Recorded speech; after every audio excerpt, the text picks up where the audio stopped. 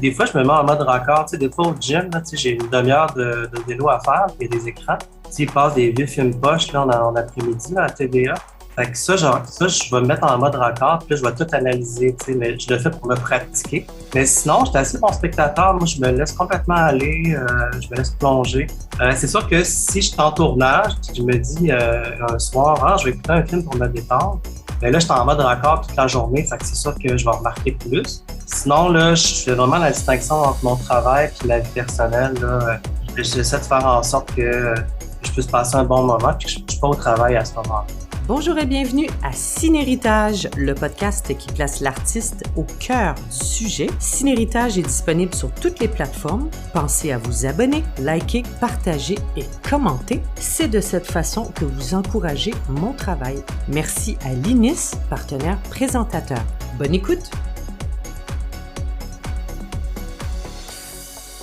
Le métier de script est quand même méconnu. Ça arrive quand même quelques fois là, que je suis sous-utilisé, comme on dit, parce qu'ils savent pas exactement ce que je fais, à quoi je sers. Quand j'interviens, des fois, ils comprennent pas toujours la pertinence. Donc, ça va être important de démystifier tout ça. Puis justement, tu vas voir, on va séparer tout ça en 3 parties. Puis on va accorder justement un temps pour parler du rôle spécifique du script. Alors, si tu veux, on se lance, on commence. Parfait. Alors d'abord, encore une fois, Patrick, merci beaucoup d'avoir accepté mon invitation pour participer à Cinéritage. Ça me fait vraiment plaisir. Merci à toi de ton invitation. Donc, tu es originaire, Patrick, de Québec. Oui. Mais tu as fait tes études donc à Montréal en cinéma à l'Université Concordia. Exactement. J'ai quand même fait 2 ans de cégep en cinéma à Québec. OK. Au cégep Félix-Garneau. Puis ensuite, je suis allé faire mon bac en études cinématographiques Concordia pendant 3 ans. C'était seulement théorique, puis je sentais qu'il me manquait quelque chose. Puis j'ai quand même quitté l'université, j'ai terminé mes études. J'étais allé faire du théâtre, j'ai chanté dans une chorale, j'ai travaillé en service à la clientèle dans des cinémas, la Cinémathèque québécoise, par exemple, au cinéma excentriste. J'avais le goût de faire de la création. Donc, je me suis dit, pourquoi pas faire un deuxième bac? Donc, je suis retourné à l'Université Concordia de 2005 à 2008 pour faire un bac en production cinématographique.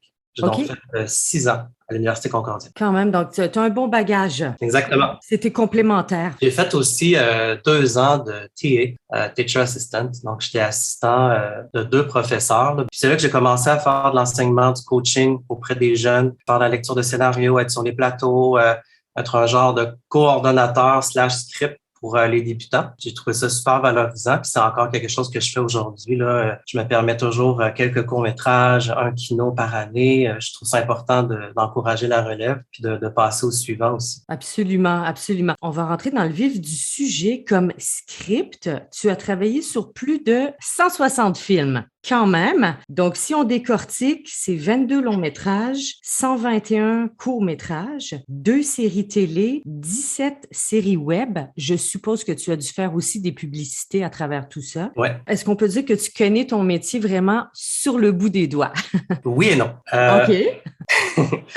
J'adore apprendre. Je considère que il y a toujours place à l'amélioration. J'ai toujours des choses à apprendre à chaque tournage. Chaque personne que je rencontre m'apporte quelque chose. C'est sûr que oui, je connais mon métier. Je le fais les yeux fermés d'une certaine façon. Par contre, tout ce qui est le côté technologique, iPad, toutes les applications iPad, là, je suis pas encore rendu là. Je suis vraiment sécurisé par le papier. OK. Je scanne tout le soir. Mon beau scan prend une trentaine de feuilles à la fois. Donc, le soir, je mets mes feuilles dans mon scan, puis je pèse sur le bouton, puis les rapports sont disponibles en ligne. Mais tout ce que j'ai là, à apprendre là, au niveau technologique, là, j'en suis conscient, là, ça va être la prochaine étape pour moi. OK, parfait. Donc, écoute, si tu veux, on va décortiquer notre épisode en 3 parties. On va parler d'abord du rôle du script et comment toi, tu te prépares avant chaque projet. On va voir aussi comment une production indépendante sans budget ou à très petit budget peut s'en tirer sans script. Donc ici, c'est vraiment la partie où je te dis que tes conseils seront plus que les bienvenus. Et on va terminer donc la conversation en parlant de ton expérience à l'international. Donc ça, on va y revenir parce que c'est quand même très intéressant. Si on commence la première partie en 2 mots, comment est-ce que tu résumes le rôle du script? Mémoire du film, je te dirais. Donc, il y aurait peut-être 3 mots. Mais si tu veux vraiment 2 mots, numéro, faudrait... Non, non, non, on va y aller avec 3. Bon, donc mémoire du film. Dans le mot mémoire, c'est sûr que tout ce qui est lecture, compréhension du scénario, tout ce qui est compréhension de l'ensemble de la vision de réalisation. OK. Parce que sur chaque projet, peu importe lequel, un projet arrive avec une vision. Donc, habituellement, on s'en va dans une direction donnée. Mon rôle, ça va être de comprendre la direction. Donc, est-ce qu'on s'en va au nord, au sud, à l'est, à l'ouest? C'est la même chose pour tous les départements. D'ailleurs, si on ne sait pas dans quelle direction on s'en va, ben, le bateau tourne en rond au milieu de l'océan, on s'en va nulle part. Ouais. Mon premier rôle, ça va être de comprendre la vision de réalisation, poser des questions au réalisateur, la réalisatrice, à savoir c'est quoi l'inspiration, l'approche visuelle, l'approche sonore. Des fois, il y a des réalisateurs qui vont m'envoyer de la musique, donc ça va être des photos de peintres ou de photographes, sinon des extraits de films. Donc, moi, je vais aller explorer un peu là sur Internet aussi. On a beaucoup de livres à la maison, beaucoup de films aussi, donc je vais aller explorer ça. Oui. Ensuite, tout ce qui est pré-production, donc je vais faire d'abord un minutage du scénario. Je vais lire le scénario à voix haute, puis je vais essayer d'évaluer à chaque scène qu'est-ce qui correspond au temps écran. Souvent, quand on arrive dans une nouvelle scène, dans un nouveau lieu, ou quand on introduit un nouveau personnage, il y a beaucoup de descriptions. Mais c'est pas nécessairement du temps écran. Donc, si on décrit un personnage pendant 10 lignes, qu'est-ce qu'il porte, le genre de bijoux qu'elle porte, par exemple, ou la couleur de son rouge à lèvres, ça ajoute pas de temps à l'écran. Selon le projet, selon la vision de réalisation, Oui. je vais aller donner du temps écran ou moins de temps écran selon les descriptions. OK. Je vais faire les dialogues. Je fais tous les personnages, en fait. C'est ça, finalement, tu joues le film avec un chronomètre en main. Exactement. Ouais, OK. ouais. Des fois, je ferme mes yeux, des fois, je marche dans mon appartement, des fois, je fais des actions. Il y a des actions qui sont décrites très rapidement, mais qui prennent du temps. Par exemple, elle se change pour la soirée et quitte l'appartement. Ben là, se changer, c'est long, tu sais. Donc, est-ce que vraiment on va la voir se changer complètement ou Oui. il enlève son costume d'Halloween et se met au lit? Bon, ben là, j'essaie d'évaluer logiquement combien de temps ça va durer. OK. Je vais vivre les émotions du scénario aussi. Je vais savoir instinctivement s'il y a des silences, le ton que les personnages vont employer, la OK. vitesse, le débit. Ben, Puis, c'est ça, j'allais te demander, Patrick, parce que tu disais, tu questionnes beaucoup le cinéaste, savoir un peu dans quelle direction Ouais. il veut aller. Au niveau du rythme, là, c'est essentiel pour toi, tu dois le savoir. C'est-tu une caméra épaule, caméra nerveuse qui va suivre le personnage ou c'est des longs plans séquences ou tu dois absolument connaître ce rythme avant de faire ce pré-minutage. Oui, c'est vraiment très important. Il y a des recettes aussi, là. Tu sais, si OK. on prend une série jeunesse, par exemple, je veux dire, c'est pas compliqué. Tu sais, habituellement, après 3 secondes, ça parle.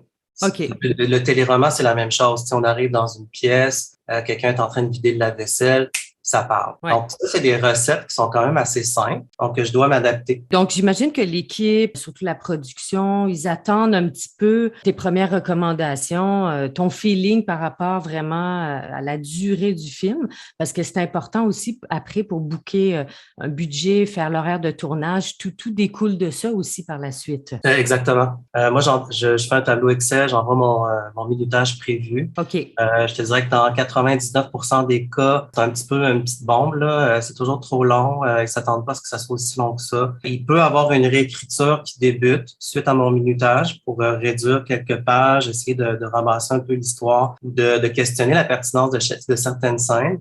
On me demande souvent, y a-t-il des scènes que tu penses qu'il y a de la redite ou des scènes qu'on pourrait combiner ou des informations dans l'histoire qu'on a besoin de savoir, mais est-ce qu'on a vraiment besoin de 2 pages pour dire telle chose ou comprendre tel aspect de l'histoire? Ouais. Donc, je peux y aller de recommandations. Puis ensuite, je fais des ajustements de minutage, puis je peux arriver là, à mon minutage prévu là, pour le projet. Puis durant le tournage, à chaque jour, j'envoie un bilan de minutage qui va dire où est-ce qu'on est rendu par rapport au minutage dans le temps réel, par rapport à la durée réelle des scènes. OK. Donc, il n'y a pas de surprise là, à la fin là, de la production. Là.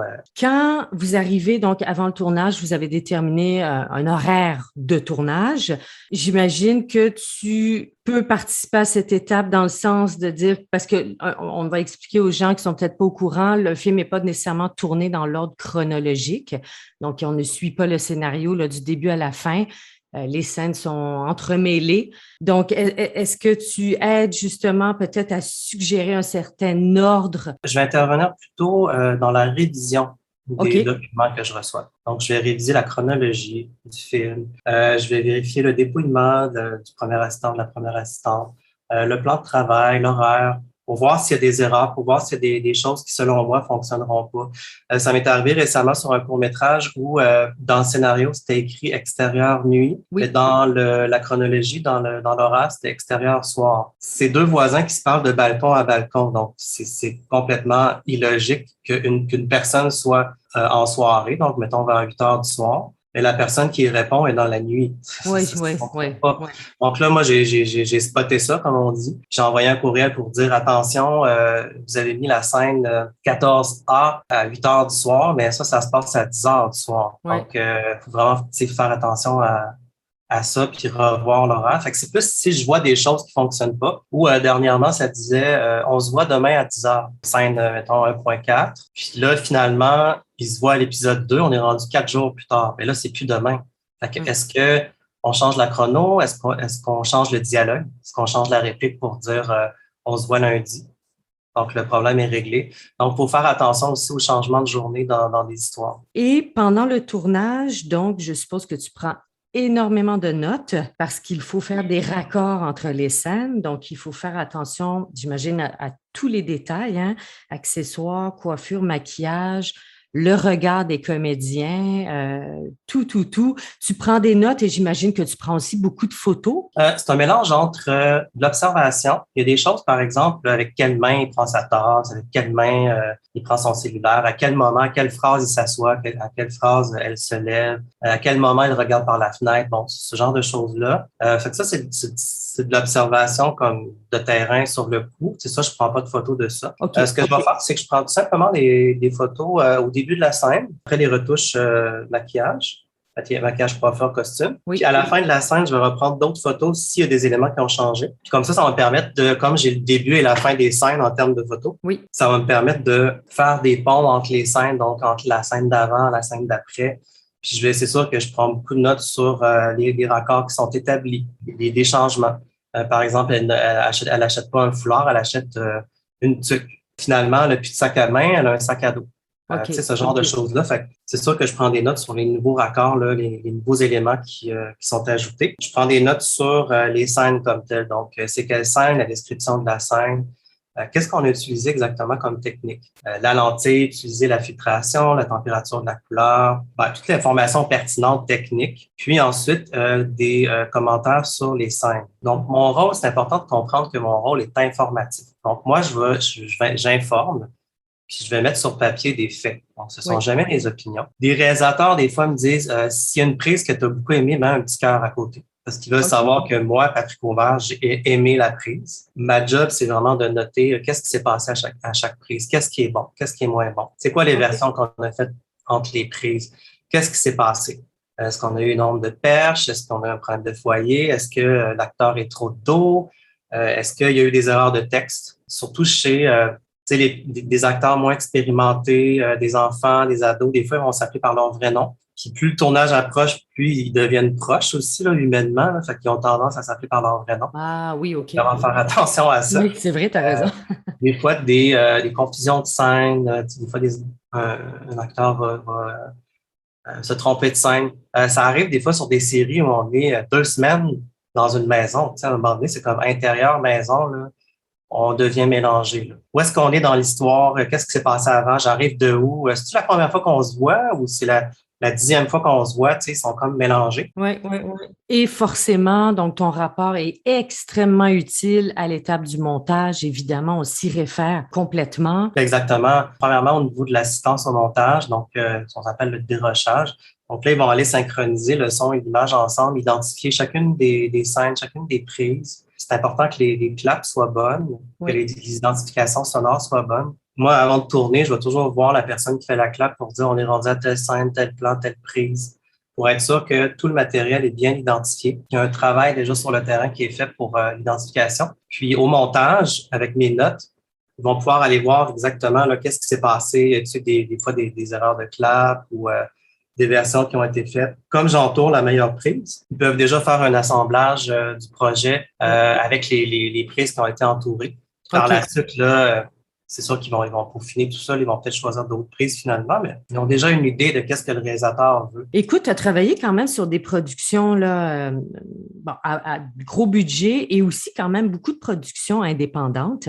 Donc, tu connais bien leur situation, là, tu sais, on leur lève notre chapeau, là, ils font vraiment des miracles avec peu de financement. L'équipe est forcément réduite. Donc, j'ai souvent entendu des réalisateurs, des réalisatrices dire, ben, écoute, j'ai pas un gros budget. Est-ce que j'engage un script, une script? Est-ce que j'engage un premier assistant? Est-ce que j'engage quelqu'un qui pourrait faire les deux? J'imagine que tu connais un petit peu ces questionnements de la part des cinéastes. Le script demeure essentiel là, sur un plateau. Oui.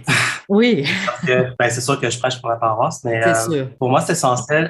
Tu sais, j'ai quand même fait de la réalisation pendant plusieurs années, Oui. presque une dizaine d'années. J'ai fait moi-même des courts-métrages. J'ai tourné souvent sans script, puis ça a été des longues journées parce que même quand j'ai tourné un plan séquence sur mon film Le Piment, en séquence de 7 minutes, j'avais pas de script parce que je me disais, bon, c'est un plan séquence. Mais j'avais aucune idée si les actrices disaient le bon texte parce que moi, je me concentrais sur leur jeu. Ouais. J'avais aucune idée s'il manquait des actions importantes parce que j'avais pas le nez dans le texte. Ouais. Puis sur les tournages où j'avais pas de script, je savais pas ce qu'on était rendu, je savais pas si on avait tous les plans qu'on avait besoin, je savais pas s'il manquait des lignes de dialogue, je savais pas. Tu sais, j'étais comme dans le néant, là, puis je me fiais à mon équipe, je me fiais à mes acteurs. Heureusement, OK. tout s'est bien passé. Ça demeure un rôle essentiel parce que moi, j'ai pas de pression créative, j'ai pas de pression logistique, Ouais. j'ai pas de pression financière non plus. Moi, je pense juste au film, à l'histoire.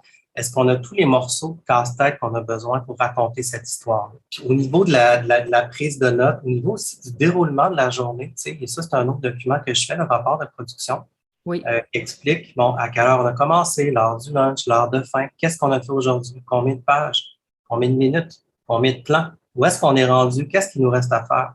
Donc, ça aussi, c'est un suivi qui est important. Effectivement. Ouais. Effectivement. Mais vraiment, là, le cinéaste il peut pas. Il peut tout simplement pas engager ou il trouve pas.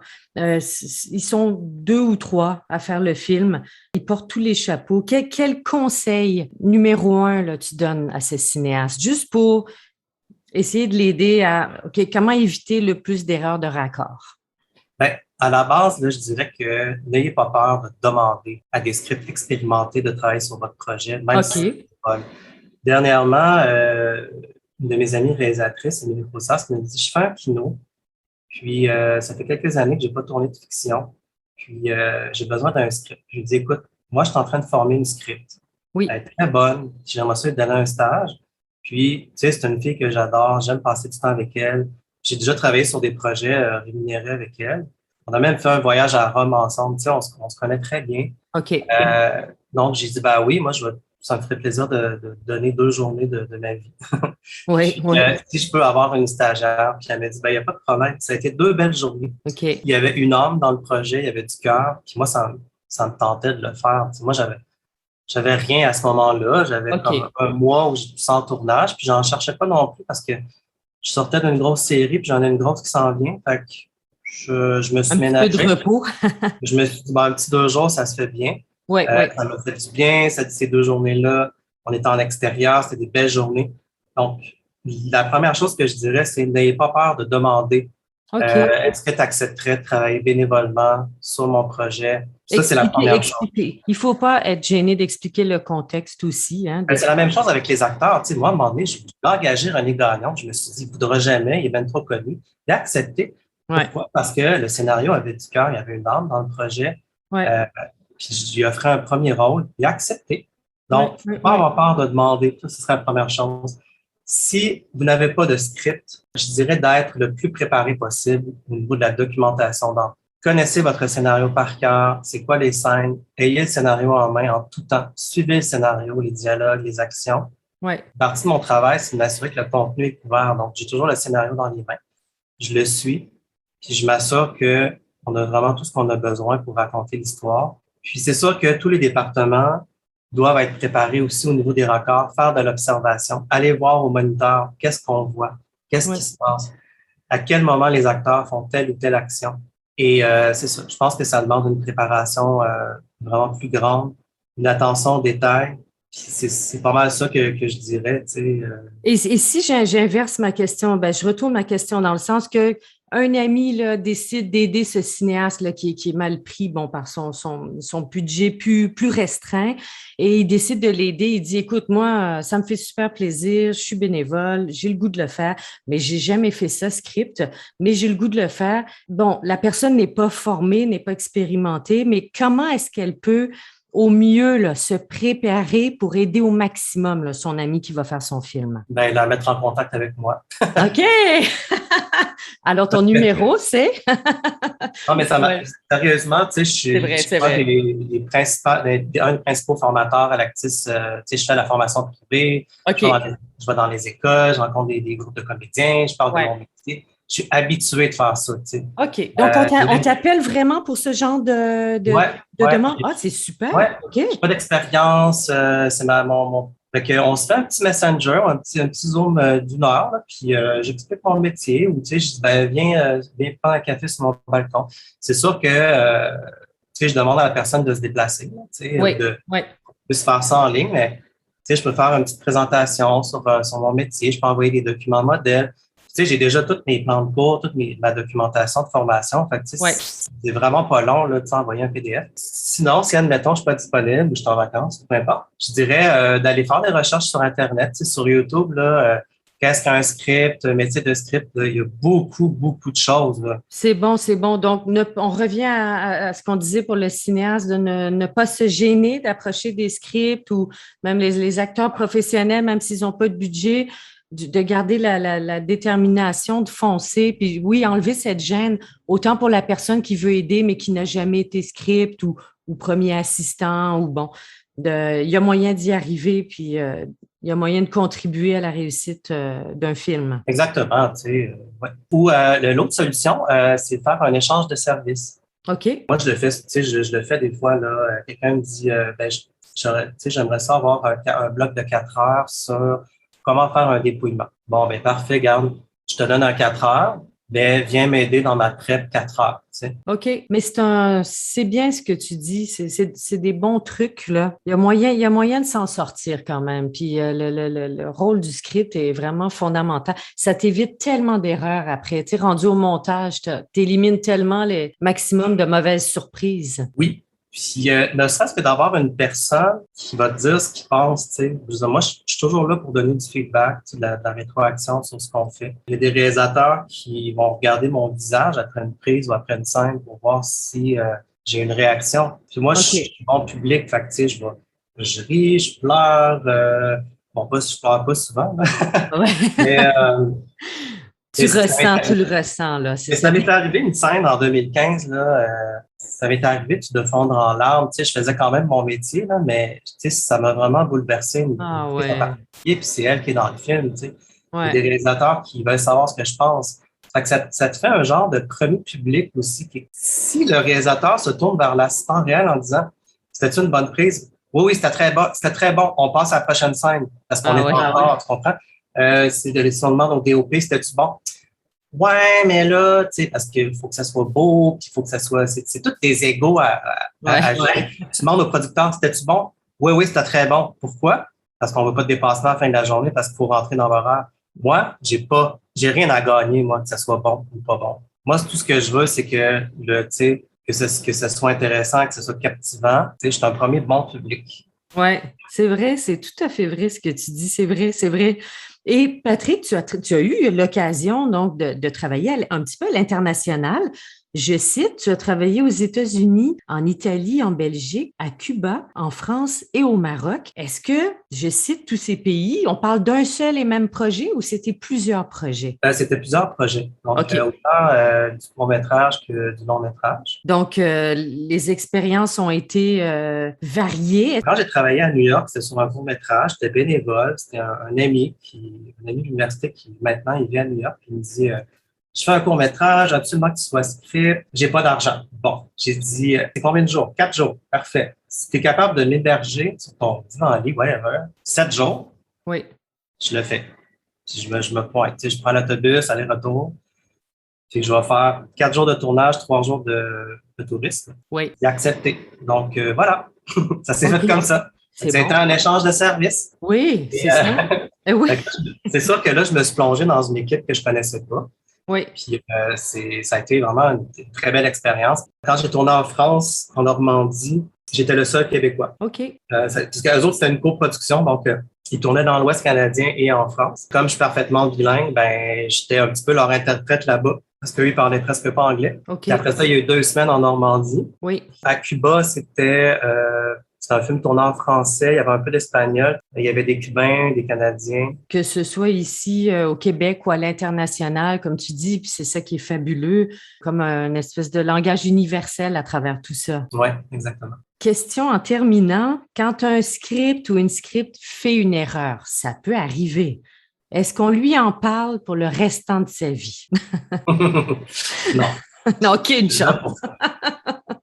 Parce qu'à la base, chaque département est responsable de faire son dépouillement chronologique. Chaque département est responsable de sa propre continuité. Oui, Donc, les acteurs sont censés être accords, connaître leur texte, connaître leur personnage, leur courbe dramatique. Le réalisateur connaît son film. La personne au costume, elle a ses listes de costumes, elle prend des photos, elle gère sa propre continuité. Donc, chaque département, à la base, est responsable de sa continuité de son département. Moi, je suis là comme second regard. C'est pour ça OK. que j'aime le terme script supervisor en anglais, parce que je supervise. Un peu comme si on était chez Canadian Tire, là, puis là, il y a la section des plantes, la section des outils, la section des jouets. Puis moi, je suis là pour voir si tout fonctionne bien, si tout s'imbrique un dans l'autre correctement avec de la cohérence. Et à Ouais. la base, chaque personne est responsable de sa section. Donc, quand on fait une erreur, premièrement, je dis jamais j'ai fait une erreur. Je dis toujours on a fait une erreur. OK. Le blâme est partagé. Fait que ça, c'est le gros avantage de mon métier. C'est sûr qu'il faut le dire le plus rapidement possible. Peut-être qu'on peut faire un plan de transition ou ajouter quelque chose dans l'histoire pour qu'on puisse comprendre le changement. Si l'erreur est là, ben l'erreur est là. Prenez une série web comme Faux Raccord, par exemple, là, c'est français. Oui. Il passe au peigne fin là, plusieurs films là, depuis une dizaine d'années. Dans les plus grands films, il y a des erreurs. Donc, on dit, bon, l'erreur est humaine. Pour différentes raisons, il y a des erreurs des fois qui se glissent. Ça peut être qu'ils ont fait des reshoots sans me le dire. OK. Ils se sont dit, on va être correct. Puis finalement, il y a plein d'erreurs. Ou le projet est interrompu, comme c'est arrivé avec la pandémie. J'ai commencé une série web, on a fini 9 mois plus tard. Ben, c'est sûr que si j'avais pas été là, la moitié de l'équipe était, il y avait il y a des gens qui sont revenus, mais il y aurait eu plein d'erreurs. Là, si je vous jure, là, si j'avais pas été là, Ah oui, ben 9 mois plus tard quand même. Oui, ben, oui. les enfants ont changé, ont grandi. Il y a Eh oui, un acteur qui a commencé à muer, l'autre, bon, oui. c'est normal. Pour différentes raisons, des fois, il peut y avoir des erreurs qui vont se glisser. C'est pas la fin du monde. Et si l'histoire, le film est vraiment captivant, il n'y a personne qui va se rendre compte de ça, là. Non, c'est ça, exactement. Quand on est plongé dans l'histoire. Peut-être que toi, tu vas aller voir. J'imagine que tu dois avoir de la misère à aller au cinéma, regarder un film, te détendre, puis enlever tes yeux là, de script. Est-ce que tu y arrives ou c'est difficile? Ben, je suis très bon spectateur. Moi, je me laisse complètement bercer. Ah, c'est bien. J'embarque. OK.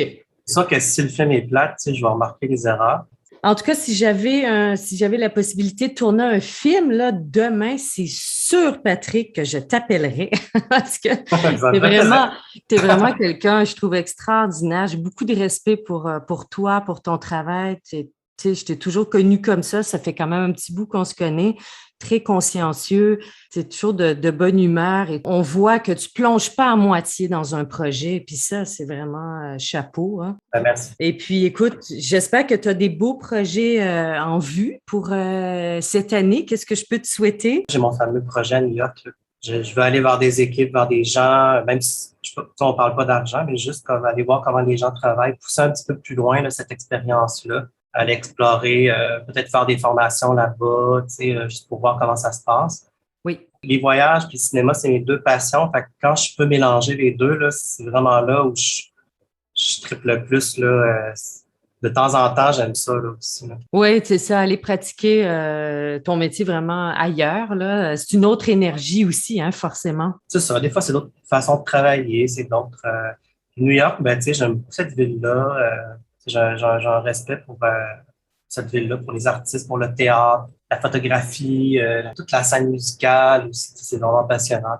Oui. Ben écoute, ça a été fort agréable d'avoir cette discussion avec toi, Patrick. Je suis vraiment très, très, très contente de faire un épisode avec toi, de parler de ce métier important. Et puis, tu t'as donné vraiment des super conseils, effectivement, pour les artistes là, qui nous écoutent, de ne pas vous gêner à aller cogner à la porte des scripts ou à te contacter pour demander des conseils. Exactement. Je te remercie beaucoup pour ta grande générosité. Écoute, on garde le contact, puis je te souhaite tout le meilleur pour tes super projets à venir. Merci beaucoup, puis merci beaucoup de l'invitation. À bientôt, Patrick. À bientôt, bye-bye. C'est déjà la fin. Merci beaucoup d'avoir consacré du temps à nous écouter. Merci de vous abonner, liker, partager et commenter. Alors voilà, j'ai déjà hâte de vous retrouver dans le prochain épisode. À bientôt et portez-vous bien.